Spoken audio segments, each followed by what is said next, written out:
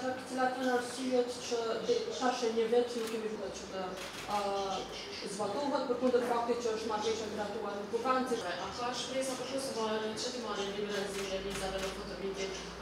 Every time I'm here, I wish I had more time and more opportunities to spend my time here. It's always very useful for me. I'm also glad that this time the visit is slightly different from my previous visits. For the first time I managed to get out of Pristina. We visited Prizren yesterday and I also had several meetings and events which are related to missing persons. I visited an exhibition dedicated to children who were killed or went missing as a result of the conflict in Kosovo at the Kosovo Documentation Center. I met with the representatives of the Missing Persons Resource Center, and I also attended the screening of the documentary Water and Candles on missing persons, which was funded by the European Union. But of course, my visit, as always, is a political visit, and I had the opportunity to meet with President Osmani and Prime Minister Kurti, with whom we had a long discussion about the current state of play of the dialogue and, of course, about the next steps.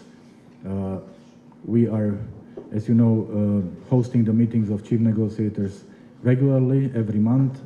We will have our next meeting in July, and we are also working on bringing the two leaders together, Prime Minister Kurti and the President Vučić. Ideally, my wish is for this to happen still before the summer break in Brussels, and we are working on creating the possibilities for that. There are several documents which we are still discussing. One important document related to the missing persons, one important document related to regional cooperation, to name just some examples. And speaking about yes, my political program, I also met with the leaders of Kosovo Albanian political parties, PDK, LDK, and AAK. Political unity and inclusiveness is very important for such a challenging process. Dialogue is a process that should be owned by the entire Kosovo society, by all political parties, and that's why it's important that they hear from me about the situation. And what was important for me, I really appreciate, is that I heard in all three meetings statements in support of the dialogue and in support of the government's engagement in the dialogue.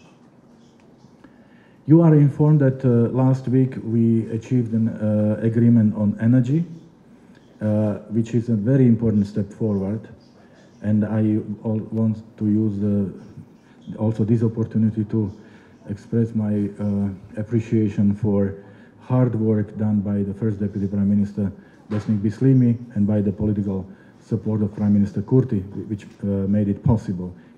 The roadmap that we adopted is the document which allows finally for a full implementation of two energy agreements which were agreed or achieved in 2013 and 2015. And this document sets a very clear timelines and concrete steps for the implementation of these agreements. And with this agreement that we achieved last week, we have a new situation when Elektrosever, a company established in Kosovo, under Kosovo law, will start supplying electricity to customers in the 4 northern Kosovo Serb majority municipalities. And this paves the way towards ending the non-transparent and non-regulated current practice, so that every consumer in Kosovo now will have the same rights and same obligations. So it's really a very important document. And at this point, for us, for the European Union, it's extremely important, and this is our expectation from both parties, that they adhere to this document, to agreed steps, and implement them in a timely manner and in a good faith. Finally, as I said, this is my third day of my current visit to Kosovo, and after this press conference, which I consider always very important, I will go to the north of Kosovo also for the first time. I will visit the common crossing points. I will visit Valac, things which are on the agenda of the dialogue. I need to see them, so to say, to touch them, and I, of course, will meet with the 4 northern mayors and with the leader of Srpska Lista. And after that, I will continue to Belgrade for the second leg of my visit to the region, and tonight and tomorrow I will have my political meetings in Serbia, in Belgrade. So this is the information about my visit. Thank you for your attention, and of course I'm here too. Well, I expected that the first question will be about the visas, and I fully understand that. Believe me, I fully understand how sensitive this issue is for you, and I'm fully with you. Kosovo deserves visa liberalization. You deserve it. You have fulfilled the criteria. This is long overdue. This should have been done already, and I'm using every opportunity when I'm talking to the member states, stressing this point. And I'm also fully aware, as an EU representative who is visiting Kosovo regularly, how important this issue also is for the image and credibility of the European Union.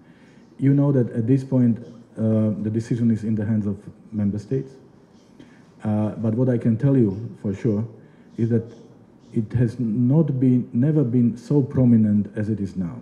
It's so much in the center of attention. And when the leaders of the European Union met last week, they spoke about visa liberalization for Kosovo as one of the key issues that needs to be finally successfully brought to an end.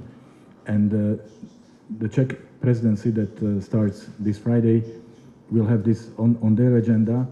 And again, I have no right to say when the decision will come.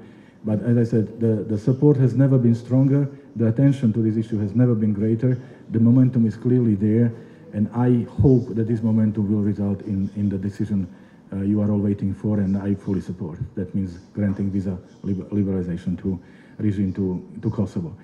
On the missing persons, of course, it's an urgent issue, a very sensitive issue, very important issue. What we are working on is, of course, to give a political push to the existing formats, working groups, to give political oversight and to speed up the work of the working group. We still have 1,621 human fates which are still unclear, and we really must not stop until every missing person's whereabouts will be discovered. And this is our priority. This is my personal priority, and I really hope that we will adopt the documents we are working on very soon.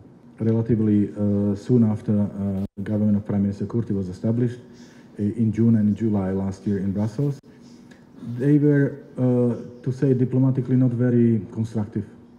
And therefore, I engage in my individual meetings with both Prime Minister Kurti and President Vučić, making sure that the next meeting will deliver results, because you don't want to see the leaders meeting and then criticizing each other. You want the leaders to meet and agree on things which are important for citizens, for Kosovo, for Serbia. So we are working on the next one. You also know that I had an opportunity to have an informal dinner with Prime Minister Kurti and President Vučić in May in Berlin. And right now I feel we have the momentum to start more frequent, more regular meetings at the leaders level, because, as I said, the level of chief negotiators is working quite well, but of course the normalization is the leaders' agenda and leaders' responsibility. So our plan is to have more frequent meetings, regular meetings between Prime Minister Kurti and President Vučić. So this is,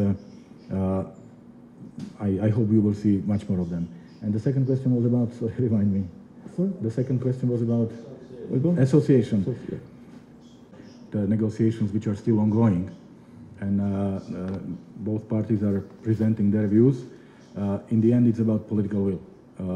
And I hope, and I'm trying to use my visit and of course my political meetings here, and I will do the same in Belgrade to generate this political will. It's really about political will.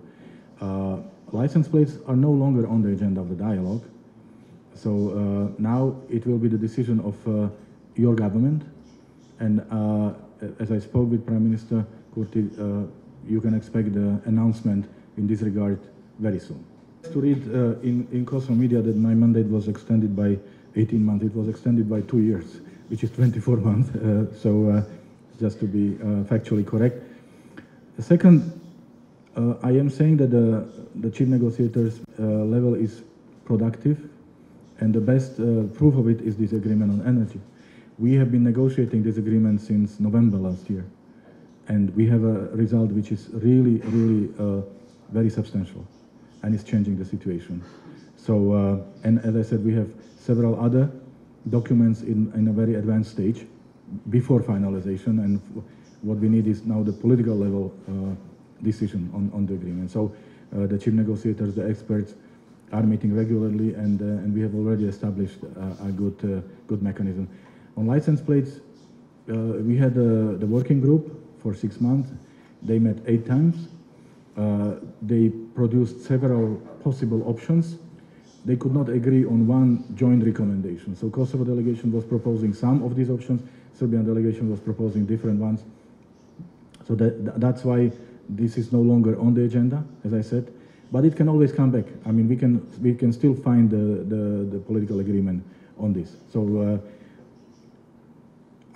we should appreciate every agreement we achieve rather than to criticize every agreement we have not achieved yet. And I think it's really important that we have these regular meetings, very normal, constructive working atmosphere. I'm not saying these meetings are easy. They are not, but both parties understand that they are important and they engage.